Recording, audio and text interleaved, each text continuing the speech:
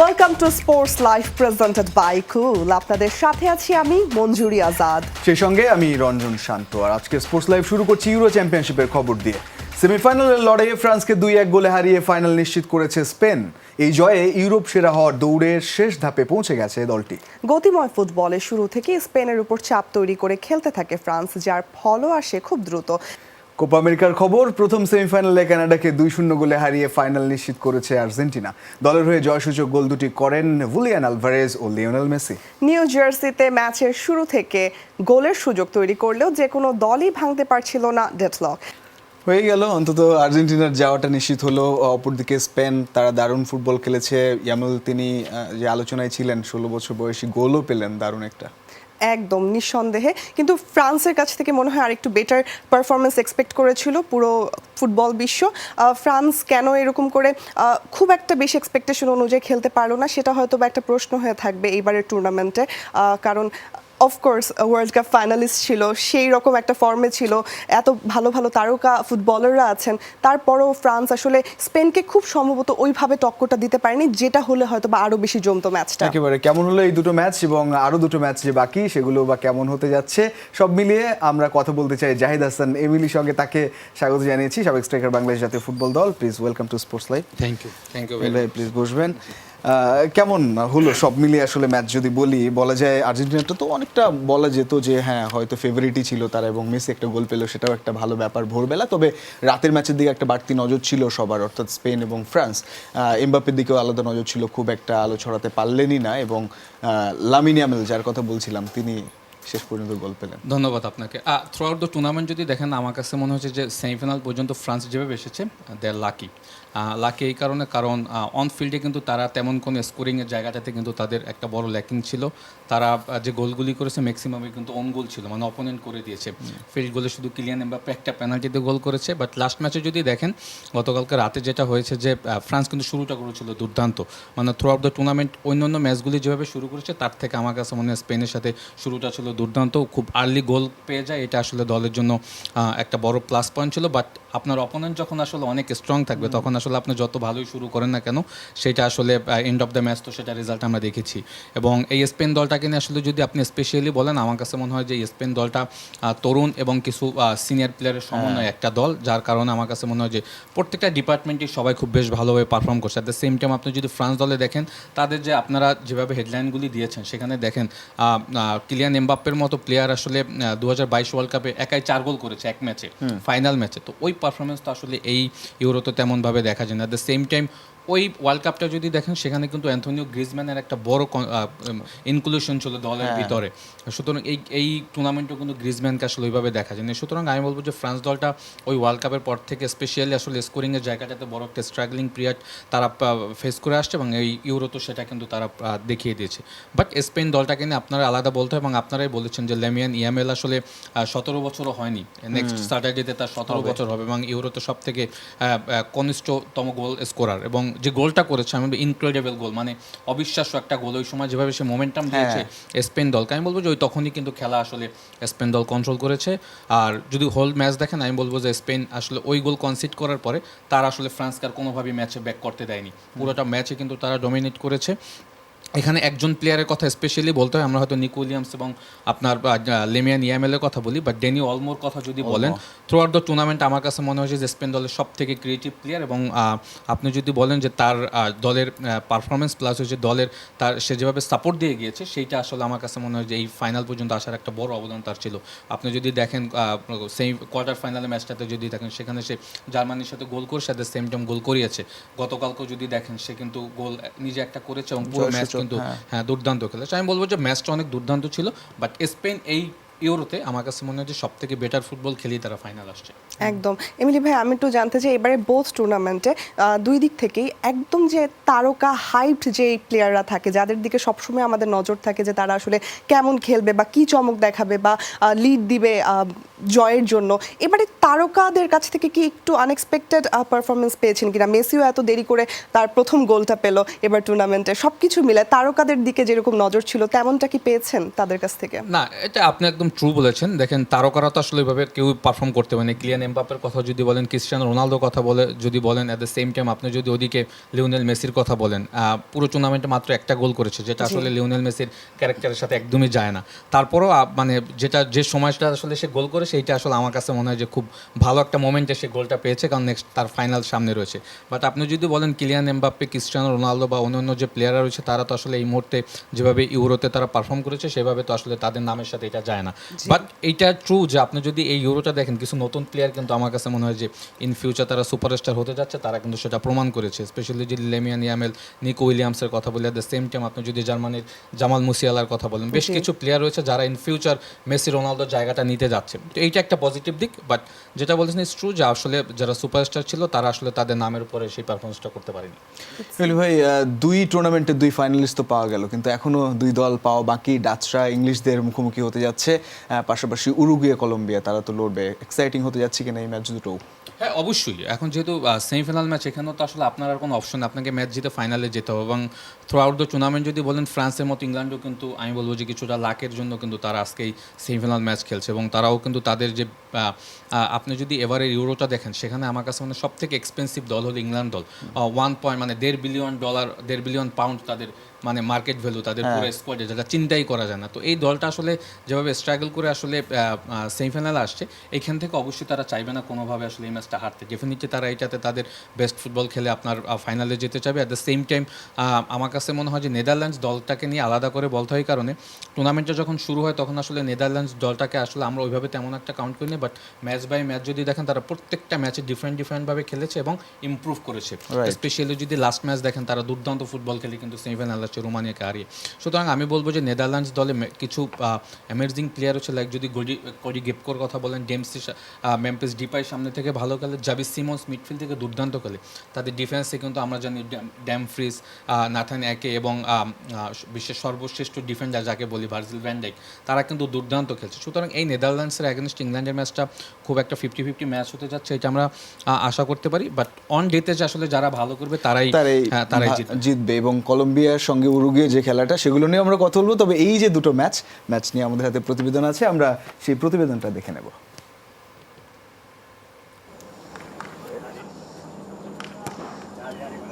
কলম্বিয়ার James Rodriguez, জন Cordoba, Luis দিয়াজের আক্রমণ ভাগ এখন ভয়ঙ্কর ফর্মে। কম যায় না উরুগুয়েও। গ্রুপের 3 ম্যাচেই জিতে এসেছে তারা। সবশেষ 5 ম্যাচে তারাও করেছে 13 গোল। ডারউইন নুনেজ, লা ক্রুজরাও যেন সব গোল মেশিন। অর্থাৎ সেরা দুটি আক্রমণ ভাগ সমৃদ্ধ দেশ মুখোমুখি হচ্ছে কোপার দ্বিতীয় সেমিফাইনালে। টানা 27 ম্যাচ অপরাজিত কলম্বিয়া কোয়ার্টার ফাইনালে পানামাকে হারিয়ে এসেছে 5-0 গোলে। অন্যদিকে উরুগুয়ে কোয়ার্টার ফাইনালে ব্রাজিলকে হারিয়েছে টাই ব্রেকারে। তবে গুরুত্বপূর্ণ এই লড়াইয়ে ইনজুরির কারণে বার্সেলোনা সেন্টার ব্যাক রোনাল্ড আরাউজোকে পাবে না উরুগুয়ে। রাইট ব্যাক নান্দেস থাকবেন না গত ম্যাচে লাল কার্ড পাওয়ায়। অন্যদিকে সাসপেনশন কাটিয়ে মধ্যমাঠের জেফারসন লারমা ফিরেছেন কলম্বিয়ার একাদশে। আর তাই তো কিছুটা স্বস্তিতে কলম্বিয়া। এ পর্যন্ত ৪৫ বার মুখোমুখি হয়েছে এই দেশ দুটি, যেখানে উরুগুয়ের জয় ২০ ম্যাচে আর কলম্বিয়া জিতেছে ১৪টিতে। কোপায় আর্জেন্টিনার সমান ১৫ বার শিরোপা জিতেছে ফুটবল ঐতিহ্যের দেশ উরুগুয়ে। অন্যদিকে কলম্বিয়া প্রথমবার শিরোপা জিতে ২০০১ সালে। ইউরোয় দ্বিতীয় সেমিফাইনালে ডর্টমুন্ডে ইংলিশ সমর্থকদের প্রার্থনা থাকবে নাটকীয় কিছু দেখার, কারণ চলতি আসরের সেমিফাইনালে পৌঁছালেও পারফরম্যান্স আশানুরূপ নয় ইংল্যান্ডের। গ্রুপ পর্বে 2 ড্র ও 1 জয়ে কোয়ার্টার ফাইনালে উঠলেও দৃশ্যত কোনো উন্নতি ছিল না তাদের। সুইজারল্যান্ডকে হারিয়ে সেমিফাইনাল নিশ্চিত করলেও ছন্দে ছিল না দল। তবে ফাইনালে ওঠার লড়াইয়ে পার্থক্য গড়ে দিতে পারেন জুড বেলিংহাম। আসরে এখন পর্যন্ত 2টি গোল করেছেন তিনি। এদিকে নেদারল্যান্ডস দলে 7 ফুটবলারের রয়েছে ইংলিশ প্রিমিয়ার লিগে খেলার অভিজ্ঞতা। ফলে প্রতিপক্ষের ফুটবলারদের শক্তি ও দুর্বলতা ভালো করেই জানা আছে ডাচদের। সেটিকেই কাজে লাগিয়ে পার্থক্য তৈরিতে মরিয়া রোনাল্ড কোম্যান শিষ্যরা। ডাচদের বড় ভরসার জায়গায় মেম্ফিস ডিপাইয়ের দারুণ ফর্ম। সবশেষ 5 বছরে দ্বিতীয়বারের মতো ইউরোপিয়ান কোনো টুর্নামেন্টে মুখোমুখি হচ্ছে এই দুদল। এর আগে 2019 সালে ইংলিশদের 3-1 গোলে হারানোর সুখস্মৃতি ডর্টমুন্ডে ফিরিয়ে নিয়ে আসার প্রত্যয় নেদারল্যান্ডসের। মাজুর মোর্শেদ, যমুনা স্পোর্টস।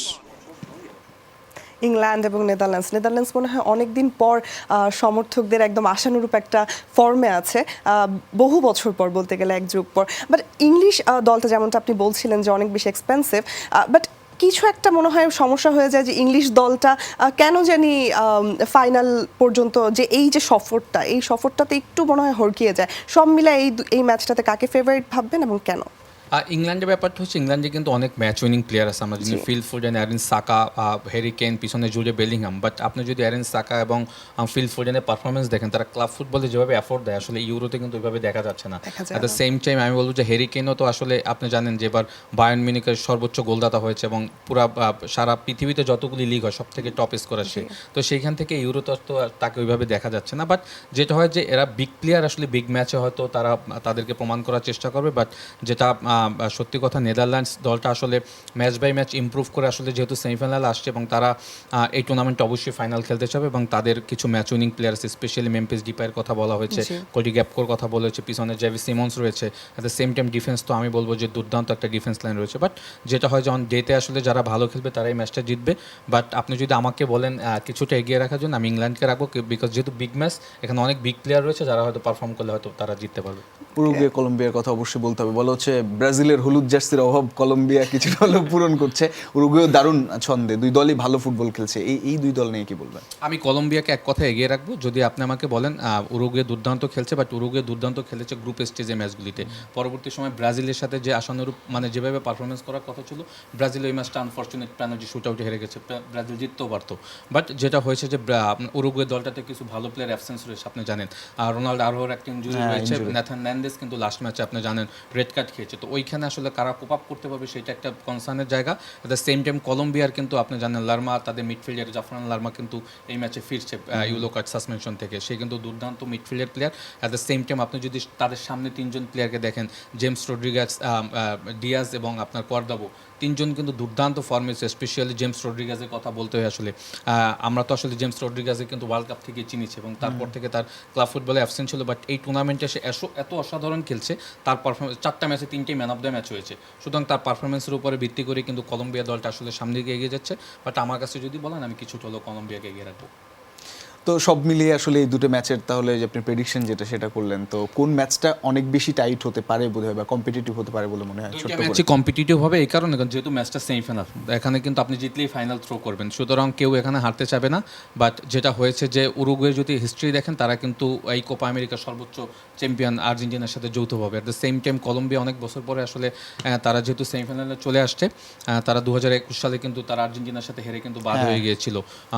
তো সুতরাং তারা এই টুর্নামেন্ট যেভাবে খেলছে, আমার কাছে মনে হয় কলম্বিয়ার একটা বড় প্লাস পয়েন্ট হচ্ছে তারা সেট পিসে এত ভালো, যেখানে আসলে তাদের কুয়েস্তা এবং সানসেজের মতো দুজন সলিড সেন্টার ব্যাক রয়েছে, যারা আসলে জেমস রড্রিগাস যখন সেট পিস নেয় এগুলিতে তারা বেশ ভালো অ্যাভেল করতে পারে। ওই জায়গাটা যদি প্রপার হ্যান্ডেল না করতে পারে উরুগুয়ে, তখন উরুগুয়ের জন্য বিপদ হবে। বাট আমি উরুগুয়ের থেকে এই ম্যাচে কলম্বিয়াকে এগিয়ে রাখবো এই কারণে, কারণ Colombia throughout the tournament, like Holland যেভাবে আসলে ধীরে ধীরে একটা লেভেলে চলে আসছে, কলম্বিয়া সেম। কলম্বিয়া আসলে এমন কোনো মানে প্রত্যেকটা ডিপার্টমেন্টই আসলে ইন্ডিভিজুয়ালি লিডার রয়েছে, যারা তাদের নামের অনুযায়ী এই কারণে এগিয়ে থাকছে তারা। তো হোপফুলি যে ম্যাচ দুটো ভালো হোক, কম্পিটিটিভ হোক, এন্টারটেইনিং হোক, সেটাই শেষে চাওয়া। দুই সেমিফাইনাল ভালো হোক। অসংখ্য ধন্যবাদ যুক্ত হওয়ার জন্য ভাই। 3 ফরম্যাটে 3 আলাদা অধিনায়ক করে এইচপি দলকে অস্ট্রেলিয়া সফরে পাঠাচ্ছে বিসিবি। নেওয়া হয়েছে জাতীয় দলের তরুণ বেশ কয়েকজন ক্রিকেটারকে। মূলত 2027 সালে জাতীয় দলের অস্ট্রেলিয়া সফরে এই তরুণদের সার্ভিস নিশ্চিত করতে চায় বোর্ড, জানিয়েছে বিসিবি পরিচালক ও এইচপি চেয়ারম্যান নাইমুর রহমান দুর্জয়। দলের প্রধান কোচ হিসেবে ন্যাথান হরিস শেষ মুহূর্তে না করায় দায়িত্ব দেওয়া হয়েছে বোলিং কোচ কোরি কলিমোরকে। 3 সংস্করণে সিরিজ খেলতে অস্ট্রেলিয়া সফরে যাচ্ছে বাংলাদেশ হাই পারফরম্যান্স দল। 22 ক্রিকেটারের এই বহর এরই মধ্যে ব্যয়বহুল ট্যুরের তকমা পেয়েছে। জাতীয় দলে খেলা সাদমান, মাহমুদুল, শাহাদাত, তানজিদ তামিম, আফিফ ও শামীম পাটোয়ারিরাও অংশ হচ্ছেন এই দলের। মূলত সুদূর প্রসারী পরিকল্পনা থেকেই এইচপি দলের এই সফর। 24 বছর পর 2027 সালে 2 ম্যাচের টেস্ট সিরিজ খেলতে অস্ট্রেলিয়া যাবে জাতীয় দল। সে সময় অচেনা কন্ডিশনে এইচপি দলের এই তরুণদের সার্ভিস পেতে চায় বোর্ড, জানিয়েছেন বিসিবি পরিচালক ও এইচপির চেয়ারম্যান নাইমুর রহমান দুর্জয়। ন্যাশনাল টিমে যারা খেলছে সেখানকার প্লেয়ারও নেওয়া হয়েছে, কারণ 2027-এ আমাদের যে অস্ট্রেলিয়ার সঙ্গে ট্যুর আছে, ওখানে খেলাটাও কিন্তু ডারউইনেই হবে। তো তাদেরও একটা প্রিপারেশন, কারণ অনেক সময় আমরা দেখি যে আমাদের নতুন প্লেয়ার বা একেবারে প্রথমবার খেলতে গিয়ে একটা আননোন একটা পরিবেশে ডেবিউ হচ্ছে। তো সেই জিনিসগুলি যেন না হয় তার কারণেই কিন্তু আমরা এইচপি প্রোগ্রামে প্রত্যেক বছরই আমাদের রেসিপ্রোকাল একটা ট্যুর থাকে, বাট এটা নতুন একটা ইনক্লুশন। বিগ ব্যাশের পার্থ স্কর্চার্স ও অ্যাডিলেড স্ট্রাইকার্স সহ আরও 7টি দলের সঙ্গে ম্যাচ খেলবে এইচপি দল। মূলত জাতীয় দলের বাইরে থাকা ক্রিকেটারদের অধিক সুযোগ সৃষ্টি করার লক্ষ্যের কথাই জানালেন বিসিবির এই পরিচালক। আমাদের বোর্ডের তরফ থেকে যেটা করার, যে তাদের সুযোগ সুবিধাটা বৃদ্ধি করা এবং খেলার ভিতরে থাকার যে অপরচুনিটি, সেটা আমরা ধরে রাখতে চাই। এবং এর জন্যই বললাম যে এই সুযোগগুলি কাজে লাগানোর দায়িত্ব কিন্তু প্লেয়ারের। আমরা সুযোগ সৃষ্টি করে দিতে পারবো, কিন্তু সেটা কাজে লাগিয়ে নিজেকে পরের লেভেলে নিয়ে যাওয়া বা অন্য ধাপে নিয়ে যাওয়া, ইমপ্রুভ করা, এটা কিন্তু এই ফোকাসটা ধরে রাখা কিন্তু প্লেয়ারের দায়িত্ব। সফরে এইচপি টেস্ট দলের অধিনায়কত্ব করবেন মাহমুদুল হাসান জয়। ওয়ানডেতে আফিফ হোসেন ধ্রুব ও টি-20 দলের অধিনায়ক আকবর আলী, যেখানে ভালো কিছুর প্রত্যয় অনূর্ধ্ব 19 বিশ্বকাপ জয়ী অধিনায়ক আকবর আলীর। ইন্ডিয়া, শ্রীলঙ্কা কিংবা বাংলাদেশে আমরা যখন খেলি, ম্যাচ খেলি কিংবা ক্যাম্প করি, সেই কন্ডিশনগুলো অনেকটা সিমিলার থাকে, বাট অস্ট্রেলিয়াটা অবশ্যই এটা ডিফারেন্ট হতে যাচ্ছে। আর মোস্ট অফ দ্য প্লেয়ারের জন্য এটা যেহেতু প্রথম অস্ট্রেলিয়া ট্যুর অনেকের জন্যই, তো আমার মনে হয় যে কন্ডিশনটা একটা ভালো চ্যালেঞ্জিং থাকতে পারে এবং আশা করি যে সেটা আমরা কোপ আপ করতে পারবো ইনশাল্লাহ।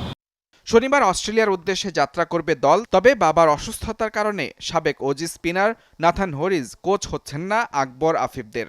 তার বিকল্প হিসেবে প্রধান কোচের দায়িত্ব পালন করবেন বোলিং কোচ কোরি কলিমোর। মুজরাবিন তারেক, যমুনা স্পোর্টস, ঢাকা। স্পেনকে ইউরোর ফাইনালে তোলার দিনে নিজের নামে রেকর্ড গড়ে বসলেন লামিন ইয়ামাল। দলকে সমতায় ফেরানো গোলে ইতিহাসে জায়গা করে নিয়েছেন। বিশ্বকাপ ও ইউরোর ইতিহাসে সর্বকনিষ্ঠ গোলদাতা হিসেবে পেছনে ফেলেছেন পেলের মতো কিংবদন্তিকেও। তবে সেদিকে নজর না দিয়ে খেলাতেই মনোযোগ দিতে চান ইয়ামাল।